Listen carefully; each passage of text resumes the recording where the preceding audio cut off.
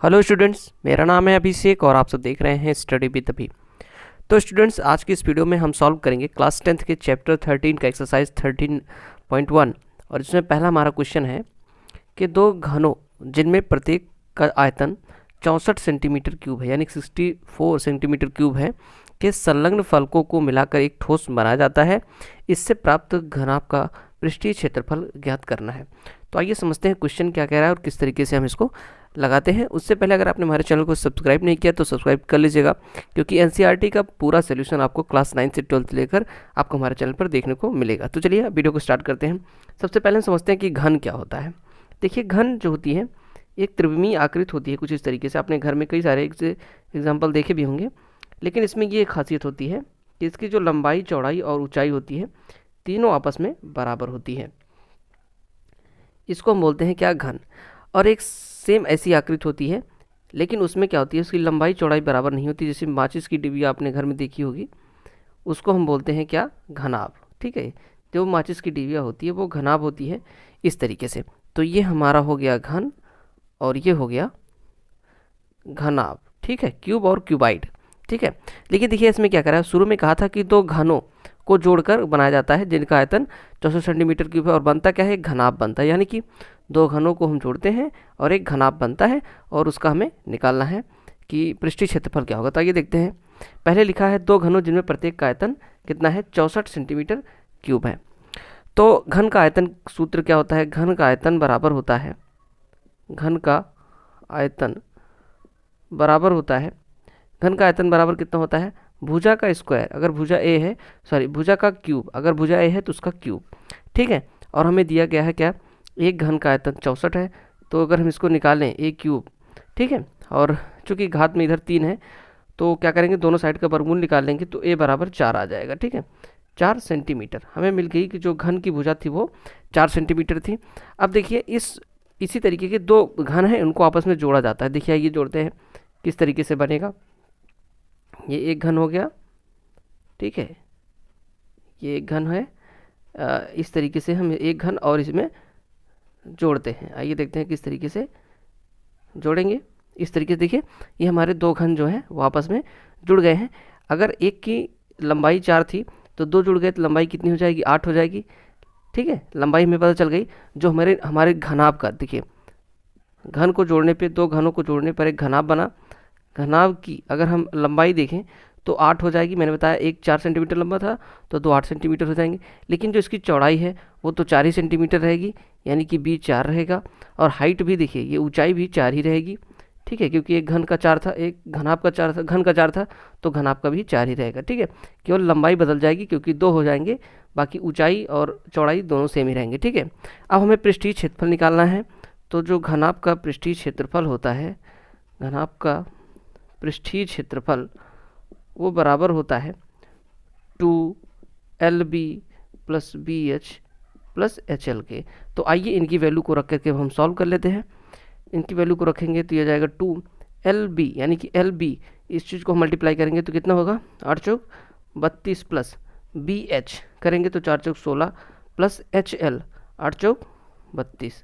इन सबको हम ऐड कर लेते हैं, कितना हो जाएगा, ये हो जाएगा आपका 64 प्लस 16, इन दोनों को जोड़ लेंगे तो इतना हो जाएगा और इसको ऐड कर लेंगे तो कितना हो जाएगा, और टोटल हमें मिला 160 सेंटीमीटर स्क्वायर हमारा घनाभ का क्षेत्रफल हो जाएगा। चलते हैं अब दूसरा क्वेश्चन सॉल्व करते हैं। तो आइए अब हम दूसरा क्वेश्चन देखते हैं। दूसरा क्वेश्चन है कि कोई बर्तन एक खोखले अर्धगोले के आकार का है जिसके ऊपर एक खोखला बेलन अध्यारोपित है। अर्धगोले का व्यास 14 सेंटीमीटर है। इस बर्तन की कुल ऊंचाई 13 सेंटीमीटर है।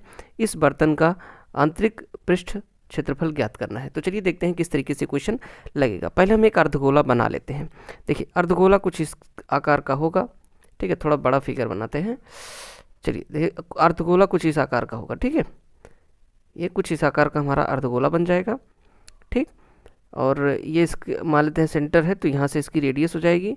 अब देखिए ये दोनों इक्वल होते हैं, ठीक है, क्योंकि दोनों रेडियस होते हैं, ये भी रेडियस है, ये भी रेडियस है, और दोनों इक्वल होंगे। और इसका मान दिया है, जो कि दिया है अर्धगोले का व्यास। यहाँ पे अगर हम लिखें तो अर्धगोले की त्रिज्या अगर हम देखें क्या होगी, अर्धगोले की त्रिज्या बराबर हो जाएगी, जो 14 सेंटीमीटर व्यास दिया हुआ है इसका आधा कर देते हैं, 14/2 बराबर 7 सेंटीमीटर इसकी त्रिज्या आएगी। ठीक है, यानी कि 7 सेंटीमीटर है। अगर इसका नाम दे दें, ये ओ नाम दे दें, ये ए दे दें, तो ओ ए जो है 7 सेंटीमीटर है और ये भी त्रिज्या है तो भी 7 सेंटीमीटर होगी। ठीक है, उसके बाद इस बर्तन की, और उसमें दिया हुआ एक चीज़ और, इसके ऊपर एक खोखला बेलन अध्यारोपित है। ठीक है, मतलब एक बेलन रखा गया है कुछ इस तरीके से, इसके ऊपर एक बेलन रख दिया गया है, ये ऐसे। ठीक है, और जो बेलन का आधार है ना, वो इस अर्धगोले के जो आधार है इसके बराबर है, यानी कि ठीक है, इसका मतलब कि बेलन का जो ये निचला हिस्सा है ये इसके क्षेत्रफल के बराबर है। ठीक है, इस तरीके से रखा हुआ है। अब देखिए इसमें कह रहा है इस बर्तन की कुल ऊंचाई 13 सेंटीमीटर है।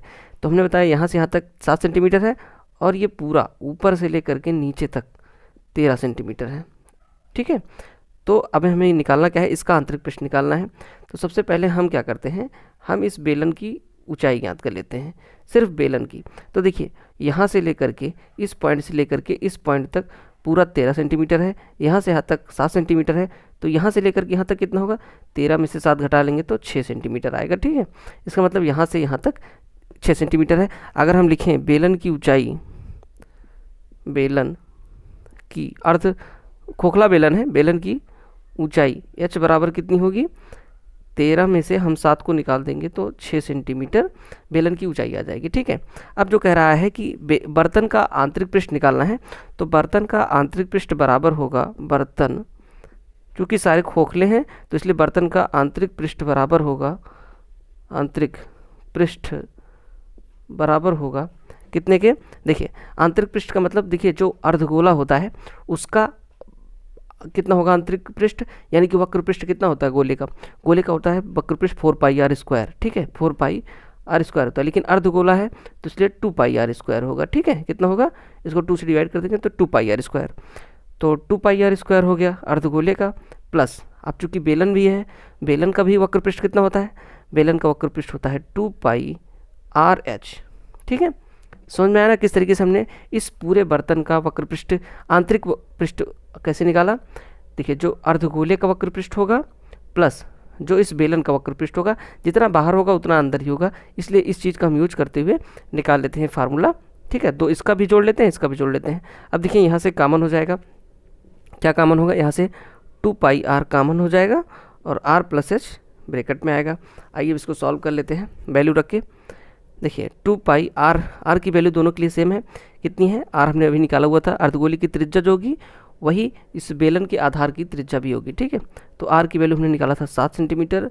ठीक है, यहाँ पे 7 लिखेंगे, h की वैल्यू हमने अभी निकाला हुआ था 6 सेंटीमीटर। ठीक है, आइए इसको सॉल्व करते हैं। तो पाई की वैल्यू रखते हैं 22/7 × 7 और ये 7 × 13।